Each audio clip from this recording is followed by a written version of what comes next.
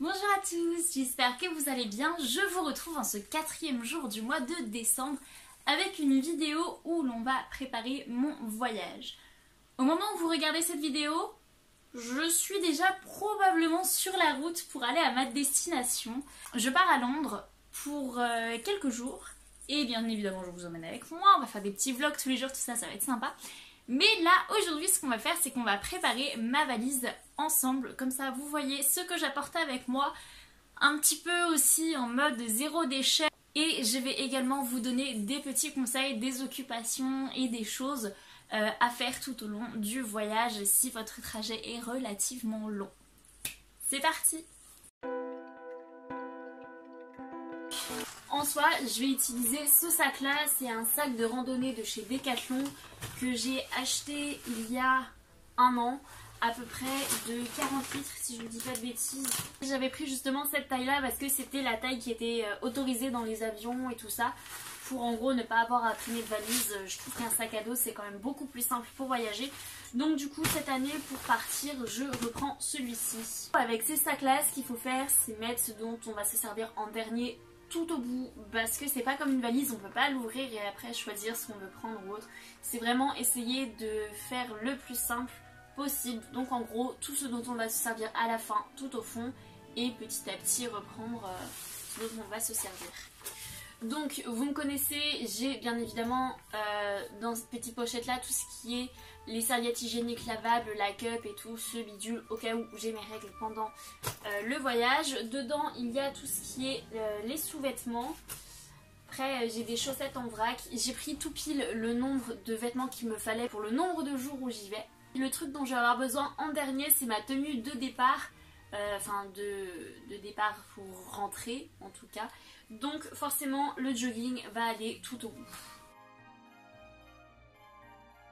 Ensuite, ce que j'ai fait, c'est que je n'ai pris que 3 pantalons, sachant que je reste 7 jours à peu près, et que sur les 7 jours, il y a 2 jours où je vais être, où je vais passer des journées entières dans le car. Ça ne pose pas de souci que je n'ai que 3 pantalons, ça fait un pantalon pour 2 jours et c'est largement suffisant. Autant voyager léger, sachant que de toute façon, en général, on ne salit pas vraiment un pantalon en un jour, donc autant réduire le poids de sa valise et en même temps avoir moins de choses à laver, c'est très bien. Ce que j'ai fait par contre c'est que j'ai pris plusieurs hauts, j'ai pris des hauts un petit peu plus légers, même si je sais qu'à Londres il pleut assez souvent, j'ai quand même voulu prendre des hauts légers parce que je vais avoir certaines activités en intérieur, donc du coup ça peut être pas mal. Et ce que j'ai fait c'est que hop, j'ai pris 3 pulls légers, pulls ou chemises, et j'ai pris 2 pulls assez épais.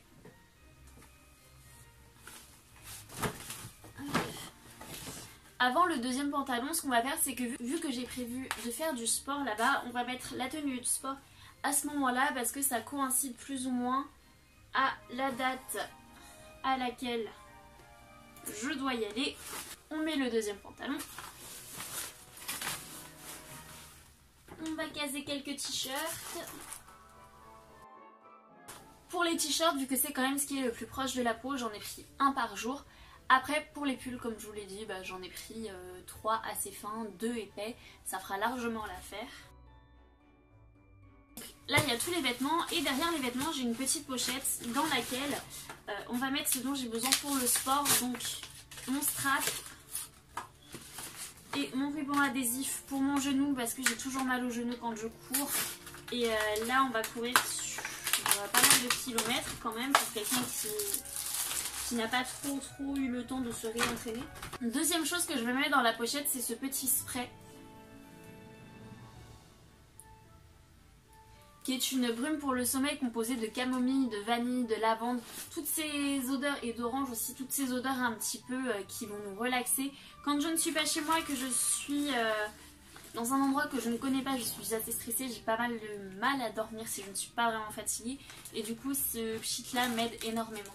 Ensuite, on ferme cette petite pochette là parce qu'on en a plus besoin, on la remet derrière. Et hop, là on va passer ferme un petit peu, comme ça on pousse bien vers le fond. On va mettre tout ce qui est les sous-vêtements sur le dessus.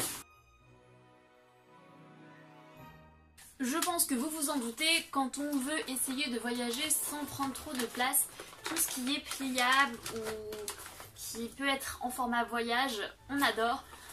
Notamment ce sèche-cheveux là qui est pliable, donc je vais le prendre. Ensuite, comme je vous le disais, le shampoing solide qui est une merveille, ça prend tellement pas de place. On a aussi le savon solide. Les petits soins que j'ai remis dans un tout petit flacon. Et la brosse à dents. Ensuite on ferme cette partie du sac. Ah mince, attendez. J'ai oublié la lingette démaquillante lavable.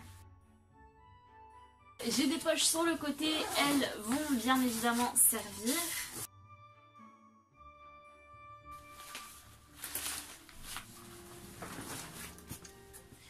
Donc on ferme la grande poche à l'intérieur parce qu'on n'a plus besoin de ne rien mettre dedans. Concernant les chaussures, je vais avoir une paire de baskets et juste une autre paire de chaussures noires. Alors, la paire de baskets pour le sport que j'ai prévu de faire et l'autre paire de chaussures pour tous les jours.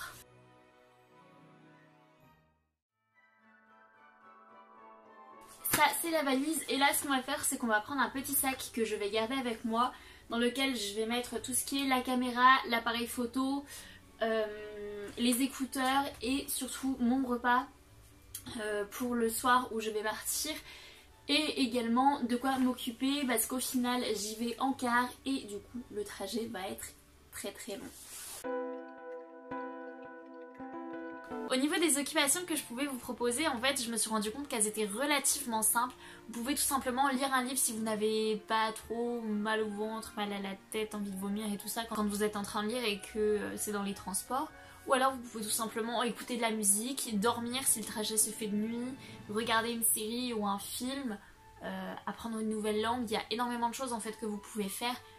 Et jouer à un jeu de cartes si vous n'êtes pas seul. Dans le sac que je vais garder avec moi, je vais reprendre celui-ci. Ça fait un petit moment que vous ne l'avez pas vu, moi aussi. Mais je me suis dit pourquoi pas, c'est l'occasion de le ressortir. Parce qu'on ne sait jamais ce qui peut arriver. Dans les pochettes de devant, je vais juste mettre une paire de gants, parce que voilà. Et une autre brosse à dents pliable, ainsi que mon dentifrice. Alors oui, je ne prends pas de dentifrice au format solide, tout simplement parce que pour l'instant, je ne l'ai pas encore testé. Ensuite, ce qu'on va mettre dedans, c'est tout simplement... Là, vous allez me dire que c'est complètement débile, je sais. Mais j'avais vraiment envie de prendre un appareil photo jetable, de faire développer les photos et de pouvoir les accrocher sur mes murs. Lui, il va aller dans la poche de derrière, enfin dans la grande partie du sac en fait, la poche de derrière, la grande partie du sac. Un casque et des écouteurs, parce que j'aime bien les écouteurs, mais à un moment ça me fait mal aux oreilles et donc du coup je passe au niveau du casque. Et là vous me dites mais prends directement un casque au lieu de prendre des écouteurs. Sauf que ça me stresse le casque, donc voilà, je prends les deux et les deux vont derrière. Je vais également rajouter un livre, je vous mettrai lequel au niveau du montage. Ici, ça m'a l'air très bien, là vous avez de la place. Je vous mettrai le livre ici parce qu'en fait je vais aller le chercher à la bibliothèque tout à l'heure en fonction de ma liste de livres à lire pour le mois de décembre. Et je vous avoue que je n'ai aucune idée duquel je vais trouver à la bibliothèque. Donc on verra bien. Ce que je fais, c'est que j'amène aussi à manger avec moi, donc de quoi grignoter, des petites noisettes et de quoi faire mon repas. Donc j'ai pris des pommes, oui il y en a 6 mais ça va aussi me servir de grignotage. Et j'ai pris également un bagel végétarien si je vous dis pas de bêtises, si je me souviens bien. J'aurai aussi un yop, enfin un yaourt à boire parce que bah... j'aime bien les yaourts à boire quand je fais de la route. Donc tout ça va aller dans le sac à la dernière minute parce que tout simplement c'est du frais, il faut que ça reste au frais le plus longtemps possible. Dedans on va également mettre la caméra avec 3 batteries, avec évidemment des cartes SD à très grande capacité et vides. Donc pareil, ça va être dans la poche de derrière. Je vais également prendre une batterie portable, enfin une batterie de secours pour le téléphone qui est actuellement en train de charger, bien évidemment, parce que je suis le genre de personne qui pense à charger tous ses appareils à la dernière minute. C'est tout ce que je mets dans ce petit sac là et je suis prête à partir. Maintenant qu'on a fini la valise, je voulais juste vous parler un petit peu de comment réussir plus ou moins à économiser de l'argent quand on part en vacances. Tout d'abord, si vous êtes flexible sur les dates, c'est tellement plus pratique parce que vous pouvez partir plus ou moins quand vous voulez et du coup à des prix moins chers parce qu'il y a certaines périodes qui sont dites périodes creuses où il y a beaucoup moins de monde qui vient et du coup les prix sont moins chers. Ces périodes-là, elles sont juste génialissimes. Ensuite, par rapport au logement, je sais qu'énormément de personnes veulent à tout prix aller dans un hôtel, mais sachez que les hôtels, des fois, ça revient très cher.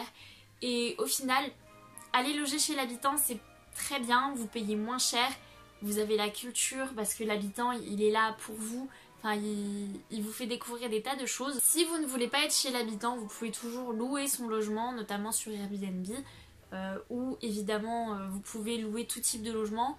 Et vous pouvez également vous renseigner pour les auberges de jeunesse et ça c'est juste génial. Personnellement c'est ce que je fais pour ce voyage là, ça coûte vraiment pas cher, on rencontre des gens et c'est super génial, enfin ça renoue le contact humain, je trouve ça vraiment super et franchement ça vaut le coup pour le prix, c'est juste hallucinant. Ensuite pour y aller il y a aussi d'autres façons de payer moins cher, notamment je pense à prendre les billets, si par exemple vous prenez le train ou l'avion, prendre les billets en avance. Par exemple pour Londres, quand moi j'ai pris mes billets, évidemment avant que je sache qu'il y avait une grève et que mon train était supprimé, j'avais pris un billet de train pour Londres, j'en avais eu pour 89 € à peu près, je l'avais pris un mois avant.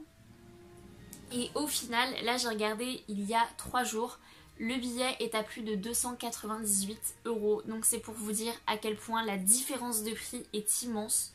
Plus vous prenez votre billet à l'avance, moins il sera cher. Et si jamais vous avez la possibilité entre choisir l'avion, le train, le bateau ou alors le car ou un covoiturage, le car ou le covoiturage vous reviendra toujours moins cher. Alors oui, ça sera peut... En fait, ça dépend aussi de l'empreinte carbone, de si vous allez loin ou non.